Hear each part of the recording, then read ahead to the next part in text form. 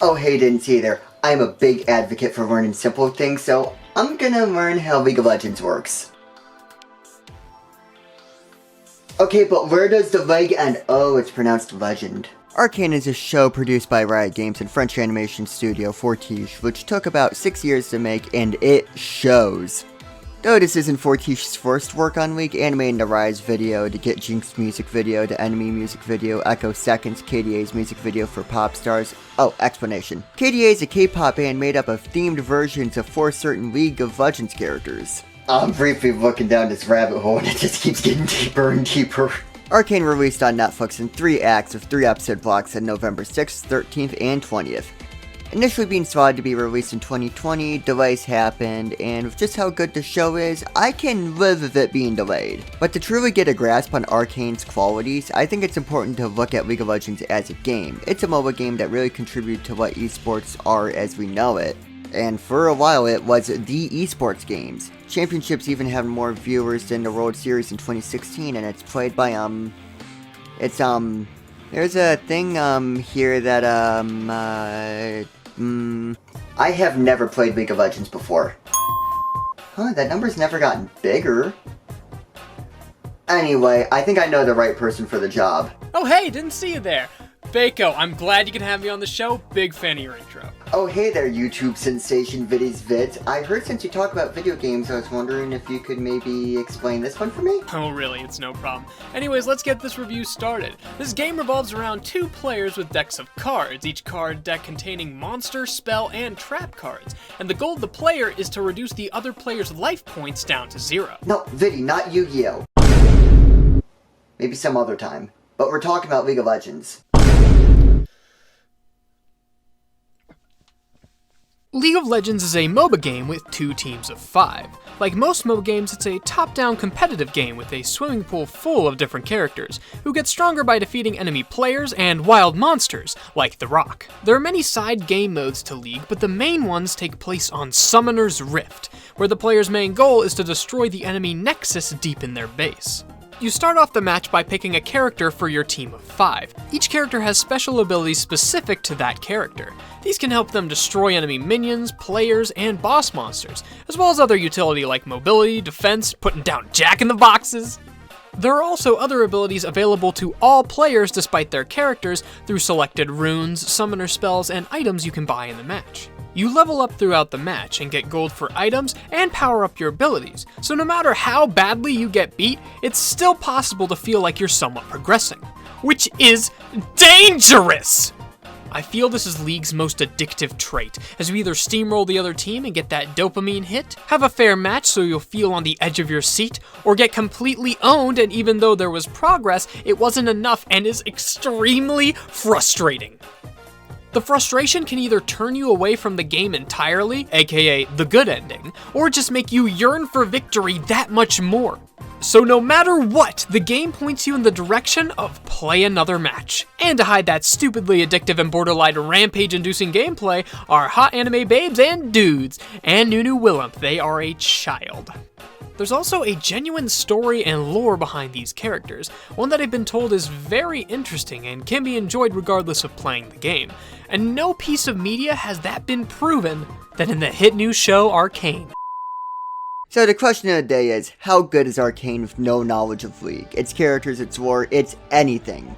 And it's still amazing. Critical and viewer reception seem to agree with me there. Rotten Tomatoes gave it a 100% on the critic side with a 98% on the audience side. But remember, the true score for success is collaborations, to which Arcane got a few. Jinx was made into a Fortnite skin, PUBG Mobile got an event, and there is an Arcane Among Us crossover. It's such a big deal that Arcane even had a crossover of the game I mentioned earlier, League of Legends. Multiple characters from the show are playable, like Jinx. Okay, we know it's good, and we know what a leg end is, but what is Arcane? What's it about? It's a prequel to a story that's hinted at in character interactions of League, turning a piece of theories into a full-fledged story with twists and turns, but looking at older material, it feels so foreshadowed. Like this was planned. However, Arcane was my first dip into this world, so how was it for me? It was still fantastic, but I feel like there's added enjoyment when you're watching with someone who knows some of the details that you don't. Wait, I don't understand. Why are you crying so much? But that's the extent of the missed out experiences, references here and there to information that concerns the current state of these characters. Honestly, there are a fair share of benefits to going in with this as your first League experience, because I had no idea what characters were important or had to survive for the story to make sense. I knew some basic things like Jinx was a champion, so she wasn't going to die, and well, she isn't the character I know her as in episode 1, so something's gonna happen there. But there were so many plotlines that obviously led to certain things within the universe that are well established that I didn't even know where they would go because I went in completely blind. You know what helps up the mystery of the show? Don't go in blind. Go in blindfolded. And shoot, I have no idea what's gonna happen next. But even if it's fine for a non-League fan, good even, great even, I'm running out of words, but why would you watch it in the first place? First of all, something that can be seen with just first impressions is, I can't remember the last time I watched anything this well animated that oozes this much style incorporated into it. If you showed me a clip of some of these scenes and told me it was from a 90-minute movie rather than a show with a rough time of 6 hours, I would believe you. It's even more than just traditional good. Its imagery is genius in what it's trying to convey, especially with moments involving Jinx. There are so many ways to approach what's trying to be done with these emotions, but this fight is both unique and insanely effective. But it's not just the big scenes or the fights that look great, everything looks great. Down to the character models with small details that fit the characters perfectly that you genuinely could miss. Like, did you know, most characters, they have eyebrows, right? But here's the thing, I know what you're thinking, what about Heimendinger?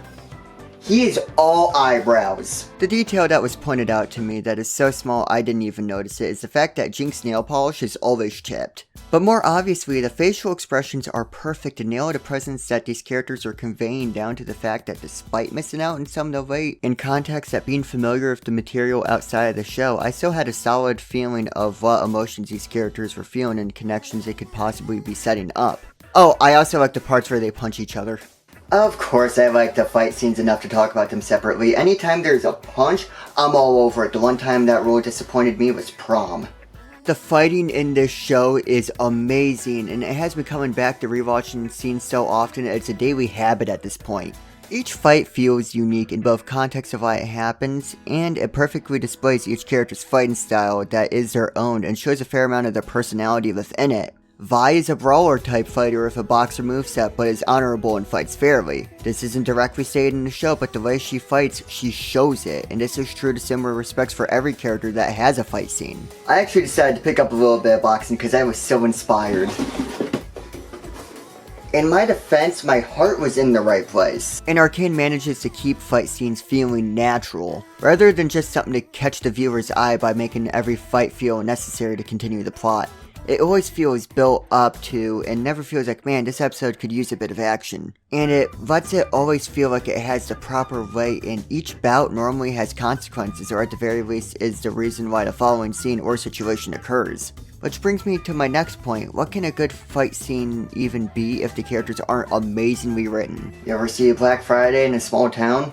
The reason why these characters can have these moments, fight scenes, tense dramatic scenes, both, neither, anything in between, is because the characters are all very compelling with personal reasons for doing what they're doing. Which creates a rather interesting dynamic where morality in terms of goals isn't too considered. Of course, some characters are more good than others with their goals aligning as such, but I never got the feeling that characters' actions could simply be boiled down to a character A being good and character B being evil.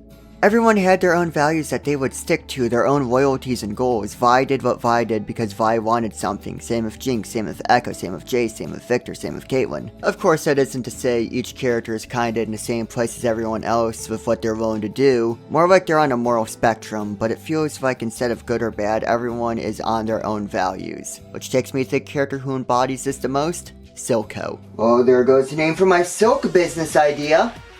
Do you have any idea how many worms I put on my payroll to make this happen? Silco has an amazing on-screen presence as an antagonist, and a force in general. It's like every time he's on screen, he's just doing power play after power play, trying to achieve his goals, which inherently isn't bad, freeing the Undercity and letting it have its independence from Piltover to Virch Overcity. A fairly good goal, but the way he goes about it, well, he's on the villains wiki for a solid reason. Wait, why the hell is Mr. Krabs on here? So not only does he have the complexity of his goals and motives, characters, but his father-daughter relationship with Jinx adds so much more to his complexity. And in a lot less extremes or a lot less obvious ways, this is the type of character Arcane thrives with. And Jinx is an insanely fleshed out character with her own perfectly displayed and written descent. With a name like Jinx, you know the story behind it's gonna be really sad. But the most interesting thing about Jinx's character arc throughout the events of the story, it never feels like her feelings, actions, behaviors, mindsets, they don't come out of nowhere. While she is a character who is unstable, it never leaves the realm of making sense. From what I can tell, League has never been shy about having dynamic characters or interesting characters like this. But the fact that complex game characters that are complex in a way they are shown can be transferred over to a show like this speaks wonders for the writing of this team. Not only that, but the cast that comes from League and Arcane original characters blends together perfectly. If you asked me what characters were champions and which were original characters, I would have genuinely been wrong at least on multiple occasions. The woman with his sword in her arm? Nah. The fuzzy guy? Hell yeah! Arcane was a series that really snuck up on me. I honestly hadn't heard much of it until I was pointed in its direction, and even then I am still blown away with how much I liked it. And I can safely suggest it to anyone, like League, hate League, literally completely neutral on it. None of that changes just how much the show gets right and the way it does it. I can safely say Arcane is not arc lame. Well, at least it's back to a number it normally is.